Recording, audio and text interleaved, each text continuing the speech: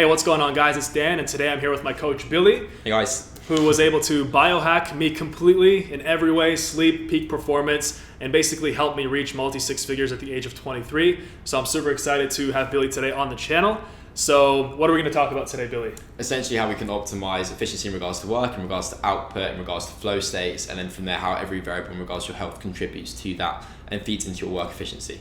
Perfect. So, before, when I first got started as an entrepreneur, I never really cared about things like my sleep. I never cared about things like what I ate to an extent. I was like a bodybuilder bro before, and Billy knows all about that. He's observed some of my eating habits here, which sometimes I go back into that bodybuilder bro stage. But yeah, so I never really cared. But when I started working with Billy, I actually saw a video with Billy, who was he was also in an interview with another one of his clients. Yeah. And so I was fascinated by everything that Billy talked about. So biohacking specifically. So what is biohacking, and how can someone biohack themselves to basically make more money in their business and become more successful?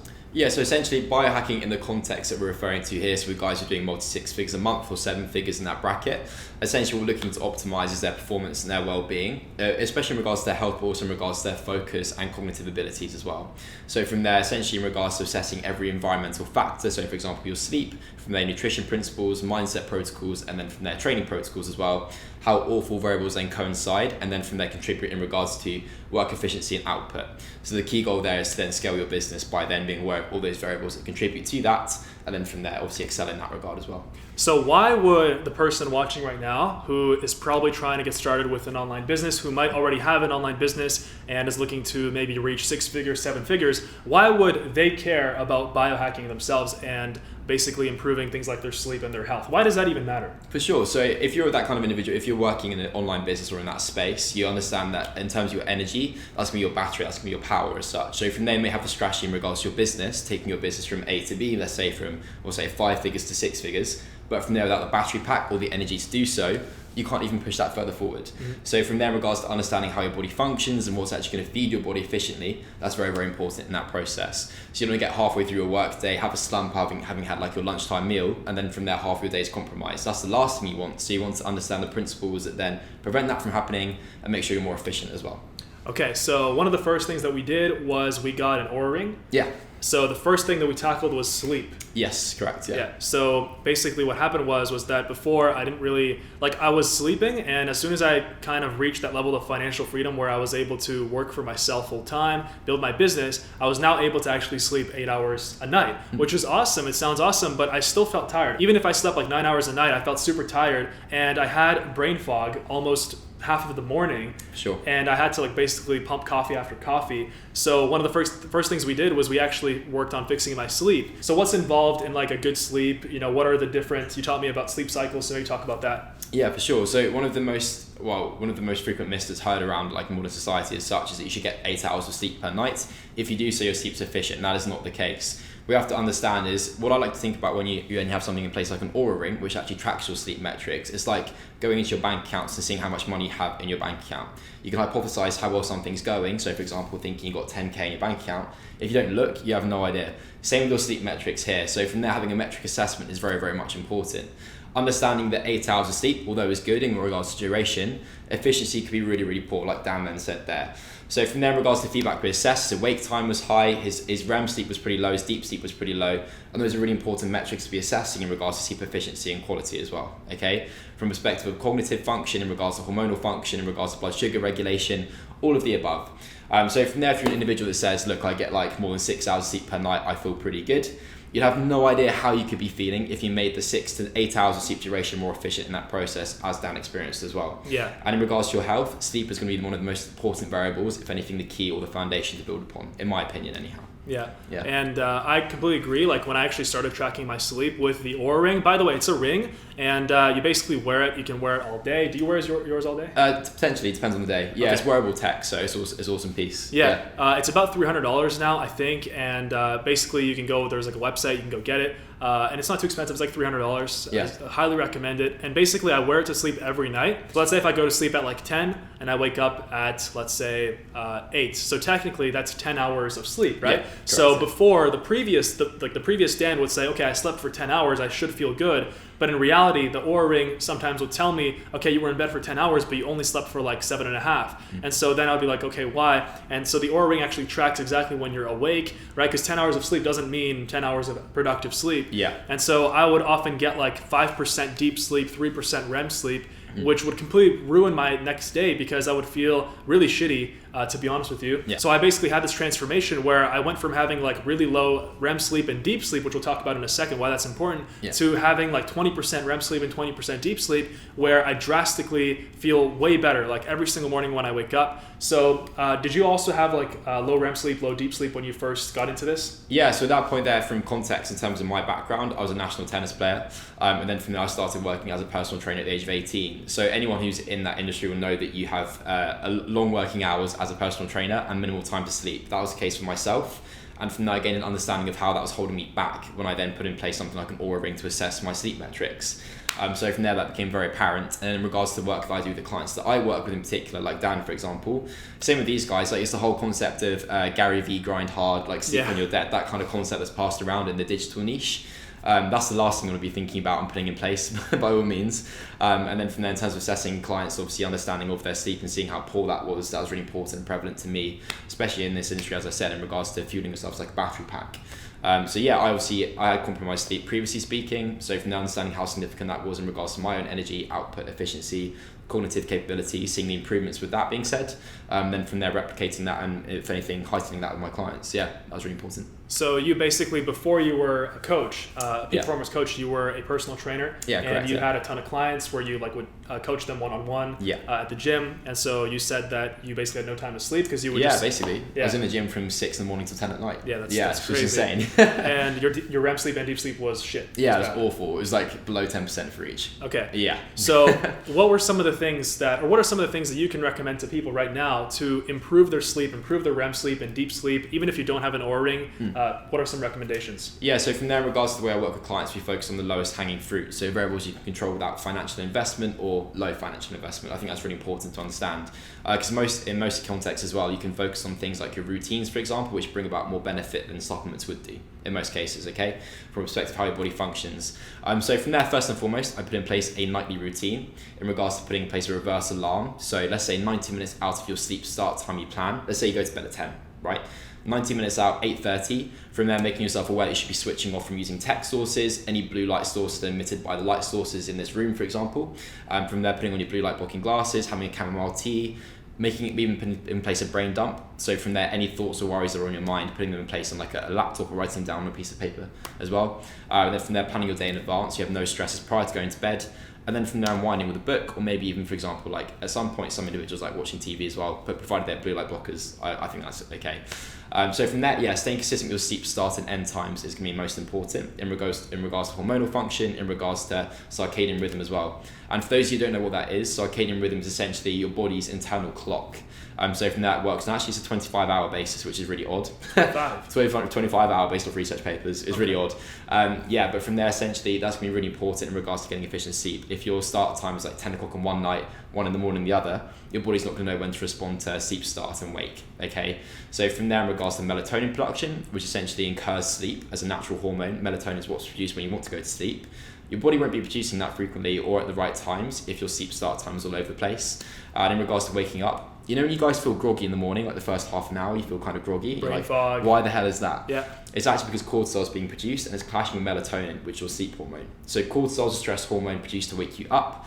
If at that point there your sleep end time is inconsistent as well, cortisol can be produced really infrequently at really odd times. So in regards to that brain fog feeling, it can last for an entire day as opposed to lasting for the first 10, 15 minutes of your day. And again, in regards to working on your laptop, in regards to working with consulting clients or your business, that's really the last thing you're ever going to want. So really important to be aware of. And I had days of like where I would just feel like shit, like brain fog to the max entire days, and I would wear my Oura Ring the night before and my REM sleep would be really bad. And that was because I didn't follow the circadian rhythm where I didn't like go to sleep at the same time. So usually, let's say if I go to sleep usually at about, I would say I'm in bed by 10, and then I wake up naturally at 7:38 latest. And so that way I don't do any alarms or anything like that. But sometimes, as entrepreneurs, you have a lot of work. So some nights I would go to sleep at 1, which would mess up the whole next day, and that would really ruin everything. And I really underestimated kind of that before I started working with Billy. So Billy, for someone watching right now who maybe they're just trying to focus on becoming more successful financially, they want to grow their business, and they don't really see how maybe sleep, even after everything we've said, like sleep and health and eating, they don't really see how that kind of ties into it. They understand, okay, you got to go to the gym, you got to eat healthy, but why would all of this stuff, like can you explain how much of an impact it actually has? Because I underestimated it myself. I was like, yeah, you know what, eat healthy, high protein. We're always told go to the gym, 3-4 times a week. Yeah. But there's a whole lot more to that. We just talked about sleep, and that's just honestly skimming the surface. Yeah. So just like talk about how it actually is important and like how much of an impact it really has on everything, on someone's business. So first and foremost, in regards to wanting to optimize every aspect of your performance and obviously your business in results of that, you should be wanting to optimize brain function. And then from there, as I said, in regards to cognitive flow as well, that's really, really important because again, your brain is essentially what's going to build your business at that point, right? So from there, most of you watching this content will have had a degree of strategy in regards to what to do to push your business further forward. But again, from there, if you can't do that to the full capacity you should be able to push further forward with, then obviously you're not going to gain the best results you could do in that process. So from there, upon assessment as well, you can look at examples like Sam Ovens, for example, individual who takes care of his health with great pride, maybe not to the full extent that I'd like him to at some points, but with certain things, but anyhow. And then from there, also in regards to, for example, clients that I've worked with, like Iman Gadzhi, for example, at that point, they've been working together for what now, about 18 months. And I've seen the guy go from 50K per month to 250, 300K per month in that process. And throughout that process, we've been optimizing every variable of his health, like his, for example, EMF blockers, EMF canopies, his room blue light sources. Essentially, it's a Wi-Fi source. I'll talk to you guys about that later in the video as well, potentially. Not to worry about that too much for now, but yeah, we're focusing on the fine details, and obviously the fine details then accrue and then build up over time and compound. That's really, really important. So you guys should think of yourselves being like business athletes as opposed to just businessmen. I think that's really important to understand as well. And women. Yeah, and women, of course. Yeah, and also from perspective of longevity, you guys will hit a certain phase where if you aren't taking care of your health and managing and regulating that aspect of things, you'll reach burnout. What I mean by your health, I do mean everything in regards to your sleep, nutrition, mindset protocols, and then from their training. I think they're the most important 4 variables to understand. If you focus on them and then focus on that in terms of your environment, how you incorporate all of them at once, you'll have success with your health, provided you have systems in place as well. I think that's really important to understand. So what about, we talked about sleep, what about eating? So for me, we actually started intermittent fasting.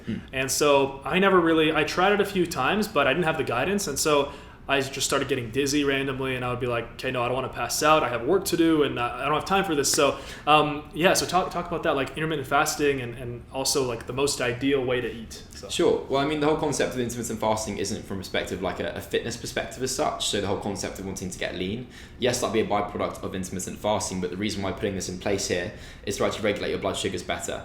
So for those of you guys, and I'm sure guys and girls out there, most of you would have experienced this, where you have like a slump after eating food. So from there, after breakfast or after lunch or even after dinner, you feel like in regards to your function or your ability to function, it depreciates drastically, right? And you've experienced that yourself, right? Yeah. I've experienced it too. Yeah. That happens all the time. I used to for breakfast, I used to eat like cereal, like sugary cereal, and then I would I'd feel good for like 30 minutes, and then after that, with the coffee, I'd get a slump from the caffeine and the carbs, which would make me want to take a nap, which obviously isn't ideal, a nap during your most productive hours. Yeah, so for context, in regards to the reason as to why we put in place an intermittent fasting protocol is to regulate your blood sugars.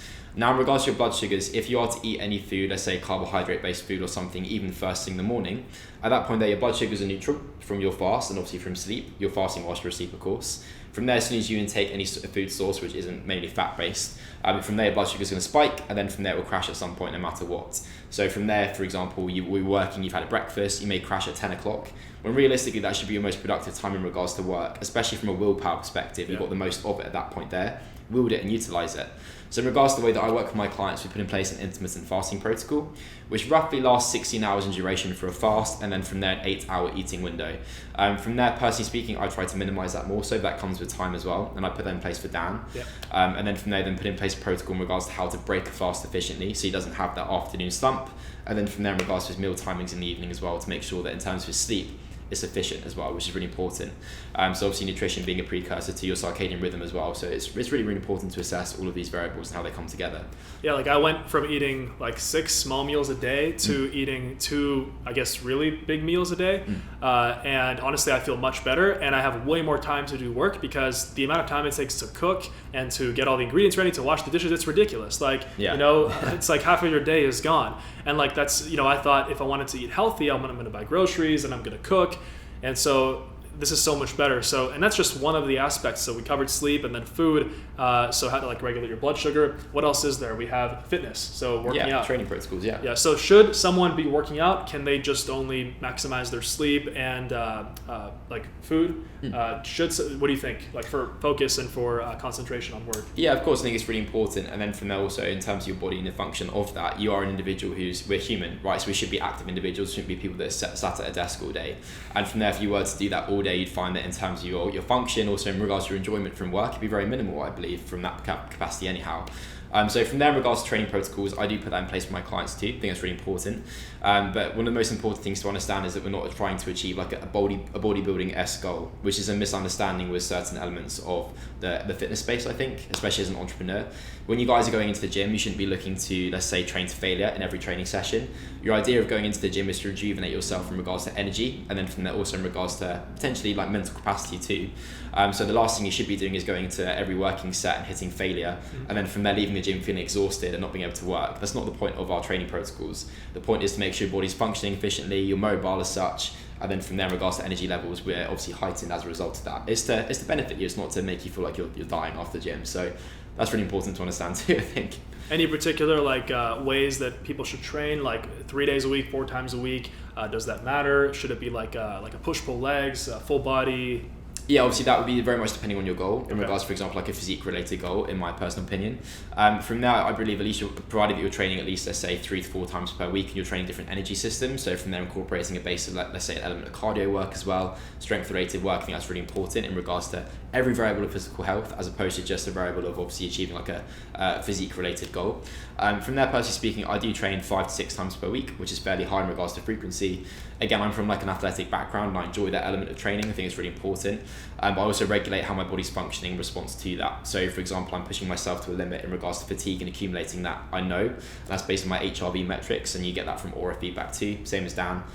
So from there, I regulate that with clients too, because again, training is a source of inflammation, or it could cause stress on the body. So from there, regulating that and seeing how stressed your body is really important too, especially as an entrepreneur, because again, you don't want to hit like a burnout phase or have a day where you can't work because physically you're fatigued. That's the last thing you want to have.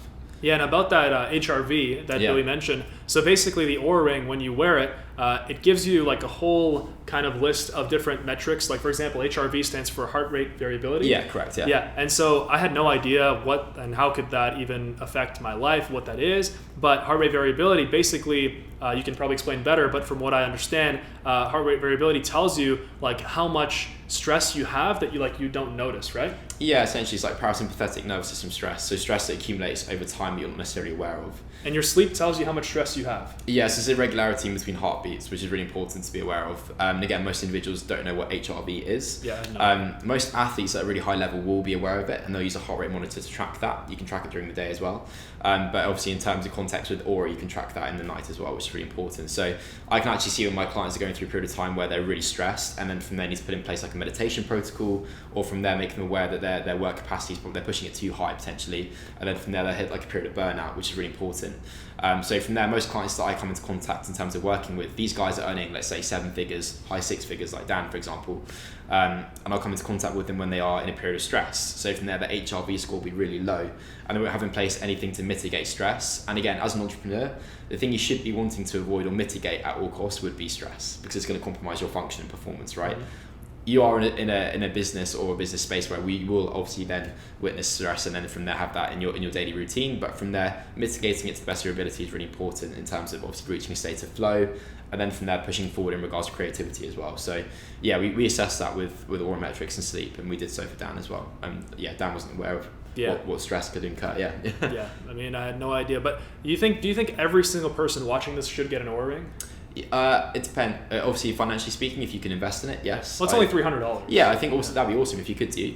I definitely, all my clients that I work with have to have an Oura ring in place, otherwise we can't give them the feedback we want. And yeah, from there, obviously, as I said, it's like, for example, thinking that your sleep is good, thinking that your bank account's good, but if you can't check both, you have no idea, no context behind that. So yeah, I think it's really, really important. So Billy, 5 things that someone watching right now could like start doing today to massively improve their life and their income.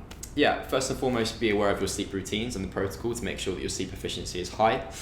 From there, put in place more of a daily routine that's efficient. So what I mean by that is in regards to like a Pomodoro technique in regards to your work blocks, so 80-20. Or from there, also incorporate movement in regards to your work blocks and work breaks. So from there, I actually have like a basketball hoop in my apartment, so that when I work, I work for roughly 50 minutes in regards to my work block, a 10-minute movement break. And from there, in regards to my performance, is heightened as a result of that. So you, hold on a second. So you basically, when you work, let's say you work for 8 hours, so every hour you move. Yeah, every hour I move. And you play basketball or whatever. Yeah. With some music going, as opposed to like checking my phone or doing anything which can distract me cognitively. Yeah. Okay, and like so should it have to be basketball? Can you do like some squats, jumping jacks? You could do anything. Yeah, press ups, squats, maybe like a little full body routine, body weight, even just some movement out in the sun. That's really important, especially in regards to incorporating movement into your work blocks. Because most individuals find that if they're working, let's say anything in excess of 4 hours, they're just sat at their desk for 4 hours time. Anything past that, their productivity declines massively, and they don't really know where the time goes after that point. Yeah. Whereas what we're looking to achieve in those work blocks is full intent and focus, and as I said, flow. And again, that's a state where you feel like you have no sense of time, you have no sense of what's going on around you, externally speaking, you're just focused on the task at hand. And that's how we then get into that state. I think it's really important as well. So the first thing was regulate your sleep. Yeah. So go to sleep at the same time every night. Yeah, correct. And don't use an alarm to wake up. No. Preferably. Obviously, if you're an individual who's looking to then maximize, obviously building a business at that point there, maybe it's not necessarily possible, but yeah, if you can do like Dan, that's awesome. Yeah. Okay. And then second thing? Yeah, so from there, in regards to obviously like Pomodoro technique with work blocks, or from there movement incorporated into that. From there, actually putting in place something like even like a standing desk will then increase your productivity more so. I think that's really important for most people to understand as well.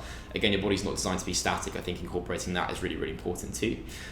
From there, being aware of switching between basically standing desk and sitting. Do you think that's also good? Yeah, massively speaking, especially in regards to regulating blood sugar, and that's actually the next point to be referring to as well. So let's say that's like 0.4 at that point.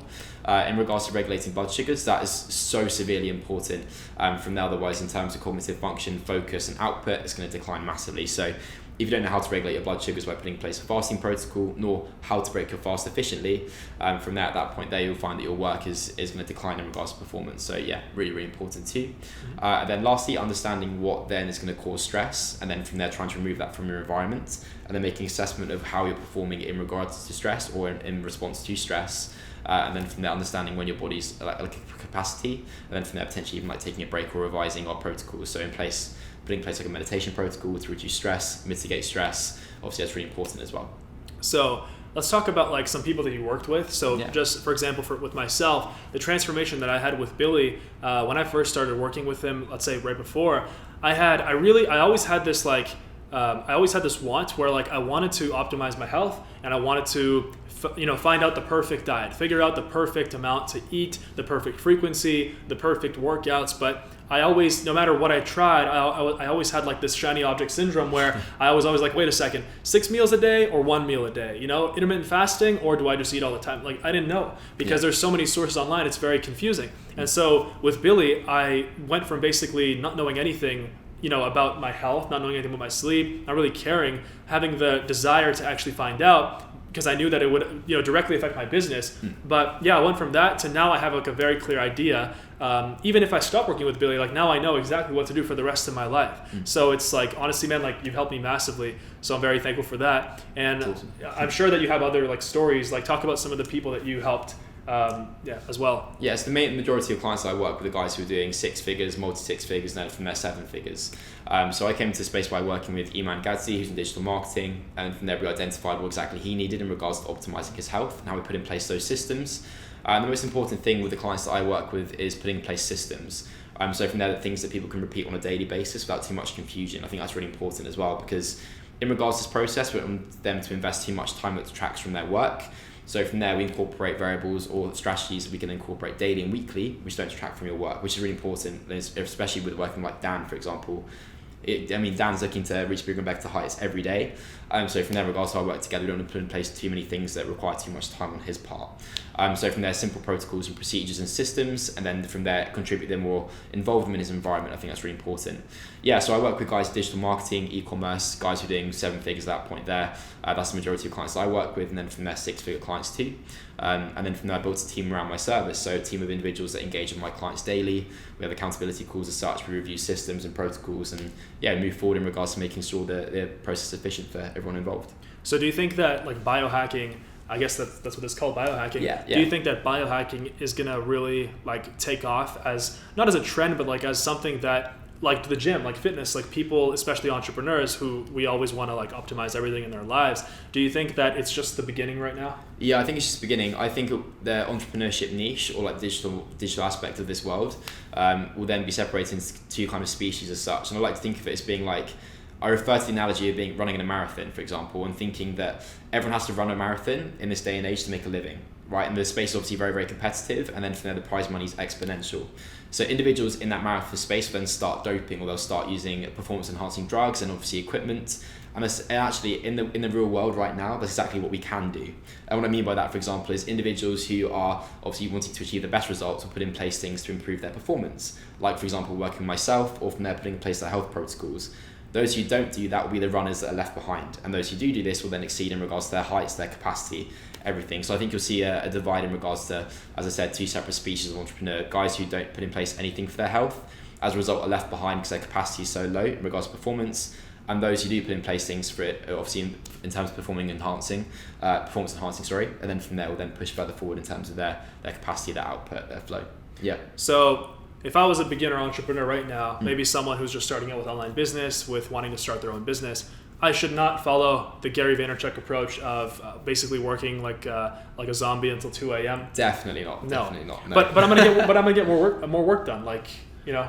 In regards to duration of work, potentially, and with that being said, but from there in regards to efficiency, no. Would you rather have, let's say, for example, like an 8-hour workday, which is incredibly efficient, or from there a 16-hour workday, which is awful in regards to efficiency, and you actually achieve less in that time? So you think that all the like the people that are saying they're grinding all the time, they're hustling, you think they're just not really getting a lot of work done? They're just basically glued to their computer and like slouched and like basically just on Facebook half the time. Like, realistically, you are. Yeah. And that was me, by the way. That was me. Yeah. You know, and I thought I was like, you know, grinding and hustling, but in reality, you know, half of the time was spent on YouTube and Facebook and just, you know, not doing the work. And so now it's so much better because first of all, the intermittent fasting, that helped me so much because now like so much less time off the meals, the sleep, I feel fantastic every morning. I don't have to drink like 4 cups of coffee a day anymore.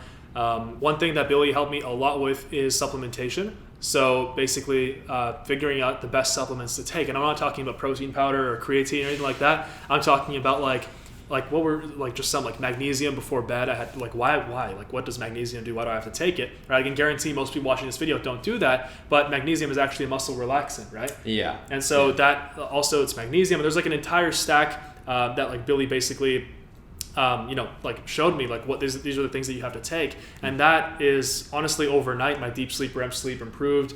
And honestly, like I think for someone out there just trying to get started with their online business, I think like getting a coach or at least just watching more videos on biohacking, right? Like you can visit Billy's YouTube channel. You just started a channel recently. Yeah. So link is going to be down below. You guys can go check out Billy. Like honestly, you should really concern yourself with this and you should start learning or, you know, do something, because if you don't, you're going to realize that the people that are like either working with Billy or like learning about this stuff themselves, you know, they're way ahead of you if you don't actually learn this. Do you agree? Yeah, totally. And I've seen that rise from, as I said, clients doing like 50k a month to 250 in a month, and in such a short period of time, I think it's drastic. Yeah. All right, so Billy, thanks for this interview. It was absolute pleasure. It was fantastic, and I'm so happy to have you on the channel. Like honestly, it's a good break from all the online business like tutorial content. So you guys can go check out Billy. He has a new YouTube channel down below. Link is down below, and also we're gonna put a case study down there where you can go. It's completely free, and if you're more interested about actually like, you know, the best ways to biohack yourself, your health, really improve your sleep and eating as well as your business through all of this, then in that case study below, it will be free. You can go and find out every single technique, every single step that Billy actually, it's like a specific entrepreneur that you helped, right? Yeah, correct. Yeah. Okay, cool. So you can go click the link below his YouTube channel in the description, and you can figure out the exact steps, exact techniques. So thanks a lot, Billy. Dude, absolute pleasure to go for it. Yeah, thanks for being on the video. And subscribe to the channel, subscribe to Billy's channel, like the video, leave a comment. I'll see you soon.